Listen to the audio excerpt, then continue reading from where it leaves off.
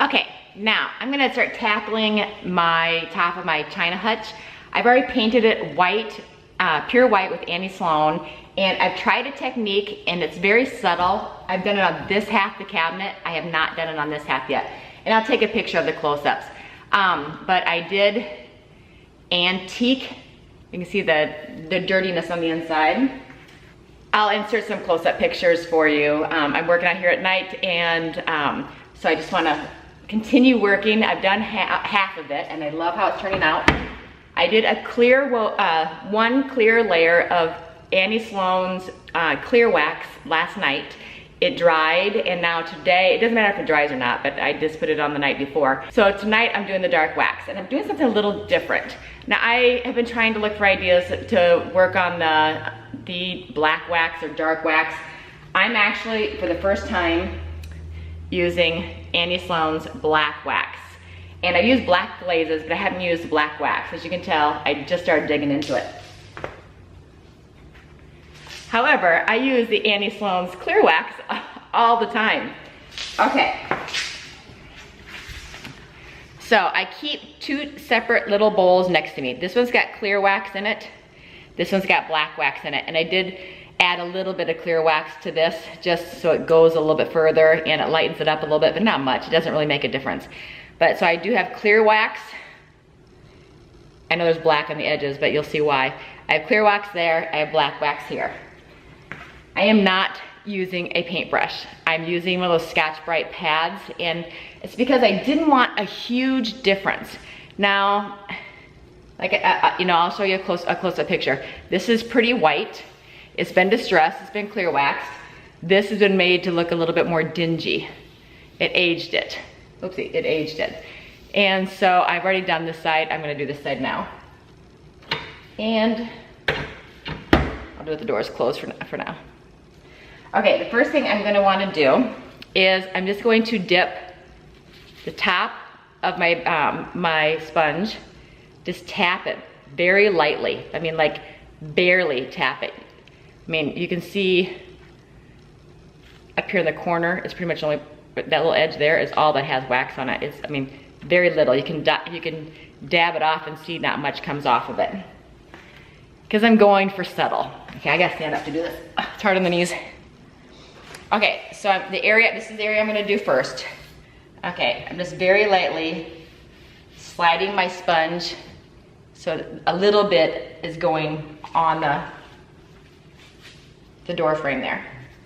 Okay, then I take a clean cloth and I wipe it down. I'm doing a very small area. I'm only doing half of the front frame because it dries quickly, even though I do have wax underneath it from yesterday. Then I take my clear wax, dip my rag into it that I'm using for wiping. I get a little bit of clear wax on there to use for blending because I want it very subtle. And so I take the clear wax immediately over the dark wax just to spread it. And if there's any areas that are too dark, if you think they're too dark, you just dip it again in clear wax. Clear wax reactivates the dark wax because we have clear wax under it as well. So any area that's too dark, just take some clear wax back over it.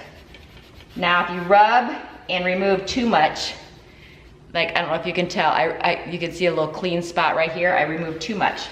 I would just take my dry sponge before I don't re-dip, and I'm just gonna gently slide my sponge that has very little wax on it over that spot, and then on a dry spot of my rag, I'm going to wipe it again.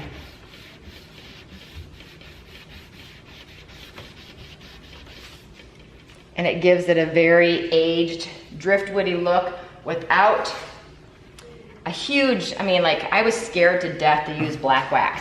I've used dark wax, I've used white wax and clear wax, but I've never used black wax. I was afraid it was just gonna be like a huge, huge difference. But doing this very light brushing technique, it's actually turning out really well. And let me finish doing the bottom so I don't have a line. Okay, I'm gonna zoom down. Okay, so you can see I stopped here. Now I need to do the bottom half.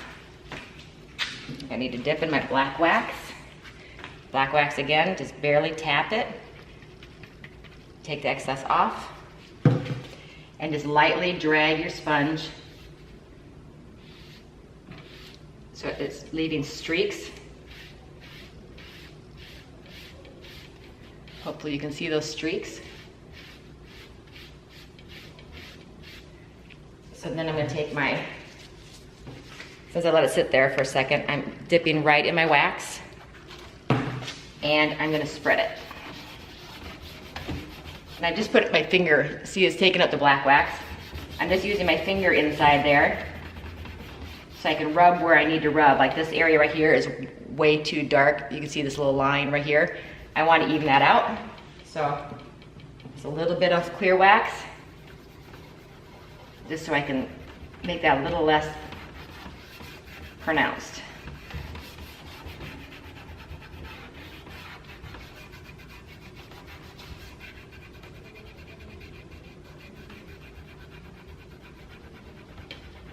I want to blend where I did the upper half and the lower half so you can't see a line.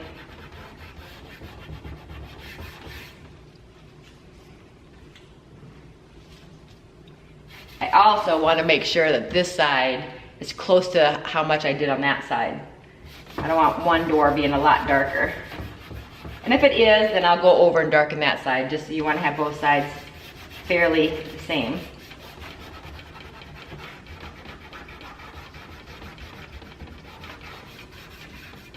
The more you want to take off, the more you just add clear wax.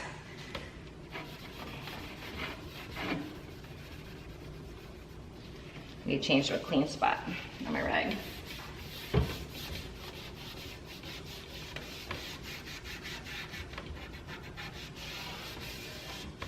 I love how it's just giving it just a slight dirty, aged look.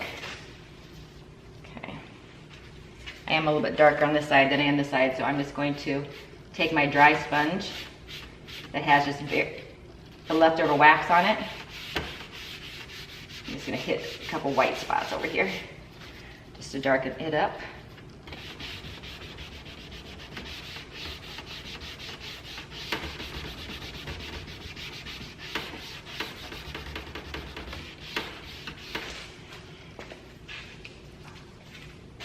I'm loving this. It's so subtle. It gets rid of that stark white. Well, it's not really subtle. Let me see the pictures close up. Okay, so I love how it's looking, and you can see the white, this white in between has not been done yet. So it darkened it a little bit, you get the white and darkened it a little bit. Okay, I'm gonna do the decorative crown at the top, maybe you'll be able to see that better. So I've got a little bit of the wax on my sponge, and I'm just gonna drag it across. And the sponge is not wet, it's dry. It's stiff enough. It gives me these little like subtle brush strokes. See that? Okay, now, find a clean spot on my, take a little clear wax and blend. So as you can see, it gives it that kind of like a driftwood look. So that's clean, that's been black waxed. So it's very subtle. Okay, I'll go ahead and do this part so you can see me do one more spot. Take it once again, my sponge, barely tap it, dab it off, and drag.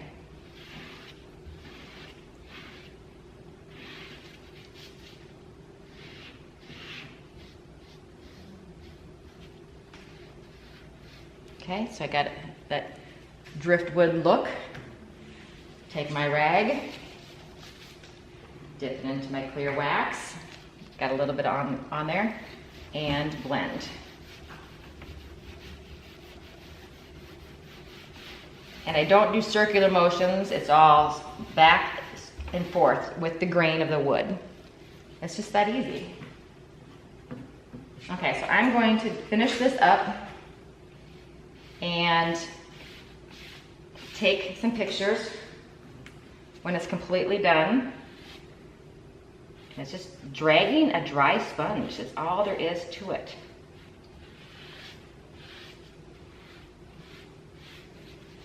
Dragging a dry sponge and then clear wax on a rag. Blend.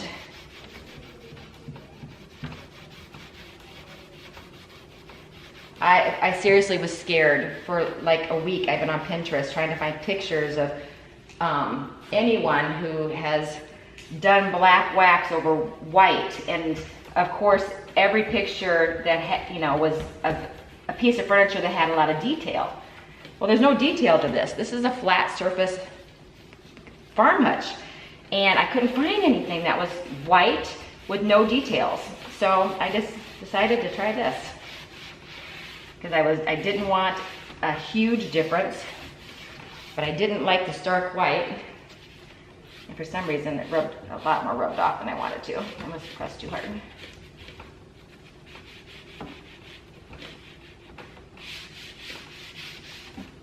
Okay. And it's so forgiving. I mean, once you have wax, clear wax on your rag, it acts like an eraser. So you can lighten it, move it around as much as you need to a certain extent. After a certain period of time, then it will not move anymore. It'll be set. So you have to move quickly. But always have the clear wax. Can't even see what I'm doing.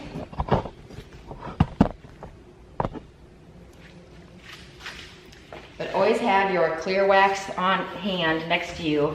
Even if you don't plan on using it, have it close by because you'll need it as an eraser if you get it too thick in areas. Like right there. So I'm loving this. This is the hutch where I did the rooster transfer and on the doors, but I haven't waxed that yet, so that's not ready yet. I wanted to experiment on the big hutch first because that's easy to repaint versus having to redo an image transfer. Keep on pulling up, I'm getting too, there we go. Getting too heavy-handed while I talk. There we go.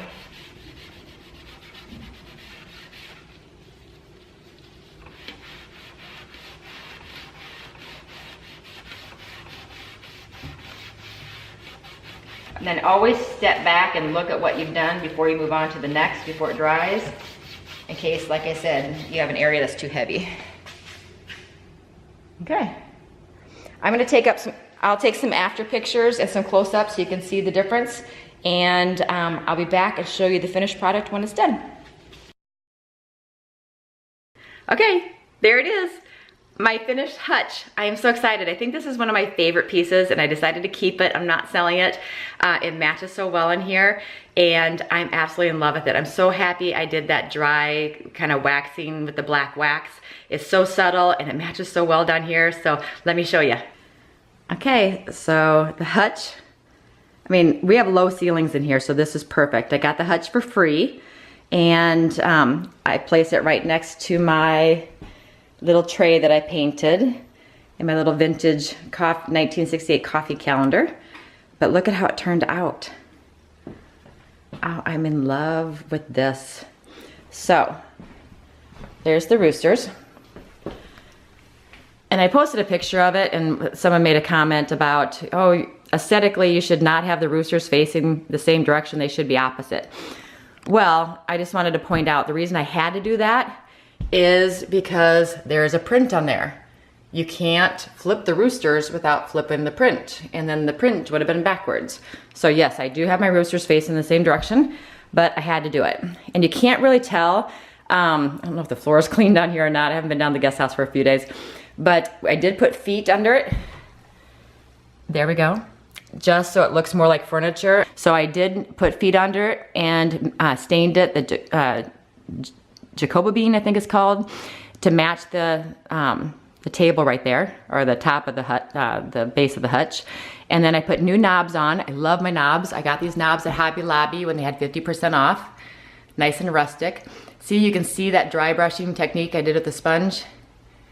See the aging it put in the corners and just the subtle streaks. It was so easy. And I just used a Scotchbrite sponge, a dry sponge, to put it on.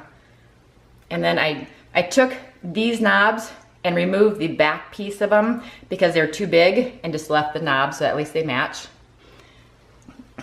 I got a new rooster. This was my inspiration piece. This is where I got the color scheme from. I got this rooster at Walmart for $15. So she was my inspiration for all the color on this. So I painted the back a vintage blue, and that is a Craft Minds paint, I believe I used Craft Minds. And, or no, I will put the description, I'll put all the colors down below, because off the top of my head, it's a really good knockoff of Annie Sloan's Duck Egg Blue, and it's pretty darn close to it, but it's a different brand and a lot cheaper. So I will put the colors down below that I used, but there is my hutch. And up here, I left the glass in, and it was easy to remove the glass. It was just a matter of removing the 3 screws. That top piece right here comes off, and the glass slid out. So I took the glass out so I wouldn't have to do any taping. The inside, once again, I used that streaking technique, a little bit heavier on the inside. And then I got these cute little rooster cups at my local grocery store with matching bowls and matching plates. I have the plates, I haven't brought the plates down yet. But so, and I did the same blue on the inside, same knobs. I just took the decorative piece off the back. See? So I don't have it completely decorated yet, but I got a lot of my rooster stuff in here. But I even did the insides. So there we go. Here's how the painting technique sits in the crevices. And the top part, I love how it turned out. It's just such a subtle, from far away, I mean, it just looks like an old piece. And so there we go. I will insert some more pictures at the end, but I'm so happy with how it turned out.